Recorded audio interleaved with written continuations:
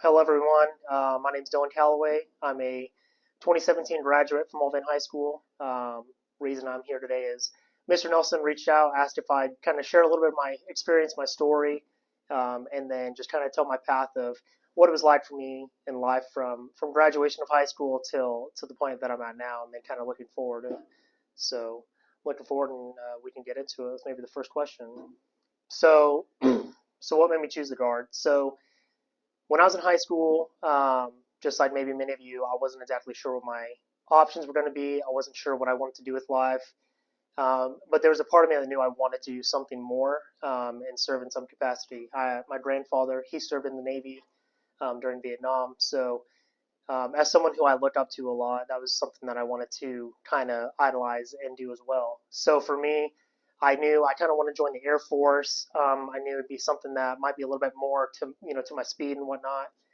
And I actually didn't know that the Air National Guard was a thing until probably about 2 months before graduation. A friend of mine actually referred me to it and said, "Hey, come talk to my recruiter. I know that you're joining, or interested in the Air Force." So one thing led to another. I went and talked to a recruiter, found out that that might be more my path. And so the biggest difference I think that people get misconstrued is in the Air National Guard, unlike the Air Force, like regular Air Force, some of the benefits are you don't have to move around every 3 to 4 years, whereas in the Reg AF or regular Air Force, you might find yourself and your family moving every 3 to 4 years or so, picking up, having to change households and whatnot, change schools for your children. For myself, I was lucky enough to get into a full-time job out here in the Air National Guard. So, like benefits wise and everything like that, it's no different than if I was to join the active duty rather than I just don't have to move around. Yeah. So his question about am I just like the once a month or how does my schedule look? So for me, I'm what's considered an active guard reserve member. So that is like I work out there Monday through Friday full time. So my full time job is I go to work, I clock in, I clock out, and that's what I do. I still have the commitment of having to do 1 week in a month. That's kind of the story that's told with the guard is they're the 1 week in a month guys. Majority of the guard is part time, so the first of every month they spend that weekend out of the base doing their drill, doing their trainings and whatnot, just getting up to date with whatever they need to do to be ready to fight and ready to deploy. The difference being I do that, but for 5 days a week in the work week as well, and then I still have my commitment to go in 1 week in a month and handle my job like that.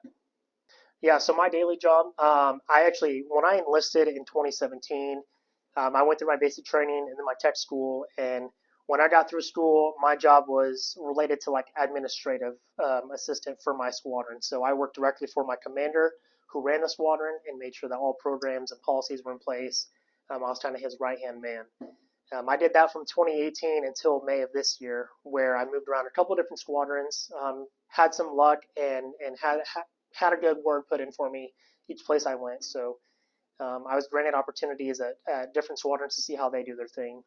In May of this year, I decided, it was time for something new and different, a new challenge. So I actually decided to reach over to our finance flight, our comptroller flight, and the feelings are mutual. And I was lucky enough to get a job with them back in May. So what I do now, um, I'm in charge of our travel for the wing. So whenever people go to like a basic training, the tech school, they deploy, they go to maybe some on-the-job training. They have to submit travel documents like authorizations and vouchers to make sure that they're getting paid for their entitlements. So I deal with that for the wing. In our wing, we have roughly 1,200 airmen.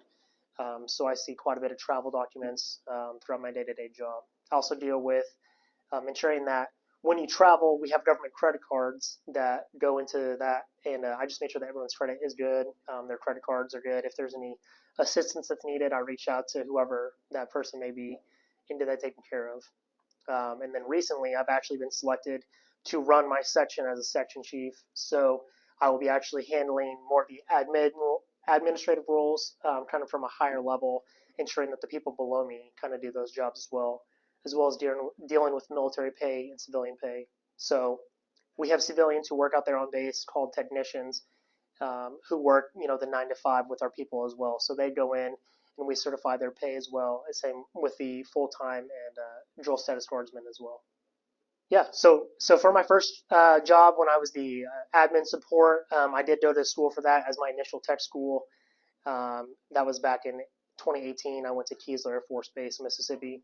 When I cross-trained over to finance, because I had a lot of prior knowledge from my job before dealing with travel and whatnot, in that slightly smaller role, they actually waived my school, meaning I didn't have to go to a school.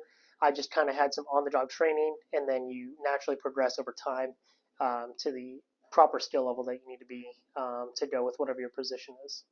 With the two jobs I've had so far, the amount or the rate of people that get deployed for that is typically lower than some of your other squadrons. So the point of the guard is to backfill the active duty when necessary at home station and abroad. So our main goal for the 1 week a month is to train our drill status guardsmen to prepare to fight and deploy at any notice, as well as we have a stateside where we are delegated with the role of having to protect the state if there's a like natural disaster, or if there's any big event going on, maybe like in the capital area.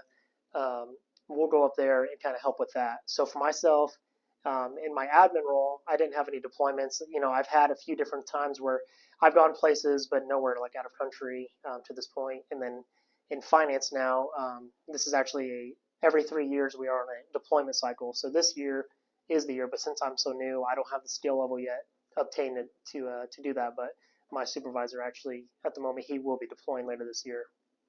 So Mr. Nelson just asking, what kind of my future, my layout. So for me, I joined and I did a 6 year contract. From that point, back in May of this year, is when my 6 years was up, and I thought, okay, well, this is kind of the route that I see my life going.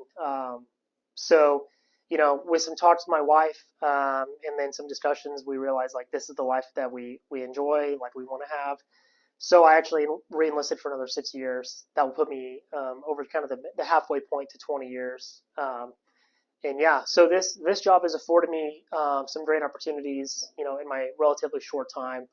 But long term, I see retiring from the military with 20 or more years of service in my future, and then trying to use the skills that I've learned and obtained in that time to kind of propel myself into hopefully a nice civilian job later on in my life. Exactly what's to be determined. I tell people all the time, it's going to be crazy when I have to get a real job because what I do now I enjoy, and you can see it whether it's in teachers or whether it's in service members who just love their craft. Like for them, it's not going to work; it's getting to do their job, and so that's kind of where I'm at in life right now. Oh yeah. So when I joined, something I heard was the guard is the best kept secret, and I always thought like, what do you mean? Like, what are you talking about? Like, when I joined, my plan was 6 years and out, and being out there, seeing the benefits that come with it, getting to go to college for free right now, and not having to pay any money due to like the GI Bill and state tuition assistance, along with certifications that you get that would typically cost a lot of money for a civilian employer. Um, I think that it truly is one of the best kept secrets. And for me, I would just recommend this any day of the week. And if anyone has questions, myself, Mr. Nelson, we go back to when I was a student as well, and family friends. But if anyone has questions, please don't hesitate to reach out to him. He has my number, and we can always get in contact if there's ever just some Q&A or anything you guys want to know.